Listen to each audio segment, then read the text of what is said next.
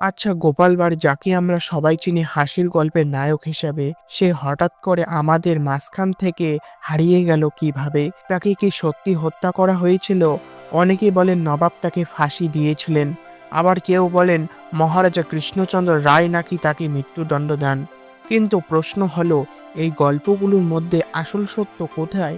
গোপাল ভাঁড় কি সত্যি ফাঁসি হয়েছিল, নাকি এগুলো সবই লোকমুখে ছড়ানো কাল্পনিক কাহিনী?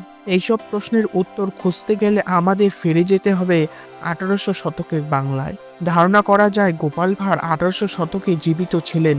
সে সময় নদিয়ার রাজা ছিলেন মহারাজা কৃষ্ণচন্দ্র।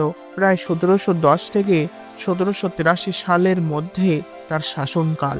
গোপাল ভাঁড় ছিলেন তার রাজসভার একজন বিদূষক, মানে এমন একজন ব্যক্তি যিনি বুদ্ধি আর হাস্যরস দিয়ে রাজাকে আনন্দ দিতেন এবং কঠিন সমস্যার মজার সমাধান বের করতেন। কিছু ঐতিহাসিক সত্যে, যেমন নবদ্বীপ কাহিনীতে বলা হয়েছে গোপাল ভাঁড় আসল নাম ছিল গোপালচন্দ্র প্রামাণিক। তিনি নাপিত বা নাইয়া বংশের মানব ছিলেন বলে ধারণা করা হয়। তার স্ত্রীর নাম ছিল পার্বতী। তার পিতার নাম নিয়ে অস্পষ্ট তথ্য পাওয়া যায় না, তবে ধারণা করা যায় তিনি সাধারণ পরিবার থেকে উঠে এসেছিলেন। রাজসভা তার ভূমিকা: মহারাজা কৃষ্ণচন্দ্র রায়ের তার বুদ্ধিমত্তা দেখে তাকে হাস্যবর্ণ উপাধি দেন। গোপাল ভাঁড় শুধু হাসির গল্প বলতেন না, তিনি সমাজের অন্যায়, ভঙ্গামি আর কুসংস্কারকে হাসির মাধ্যমে তুলে ধরতেন। তার প্রতিটি গল্পের ভেতরে লুকে থাকতো একটি গভীর শিক্ষা। কিন্তু আশ্চর্যের বিষয় হলো, তার মৃত্যুর কোনো নির্ভরযোগ্য ইতিহাস পাওয়া যায় না।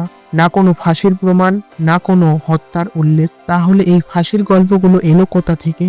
অনেক গবেষকের মতে এসব পরে তৈরি করা লোককথা, যা মানুষের কৌতূহল আর রহস্য বাড়ানোর জন্য ছড়িয়ে পড়েছে।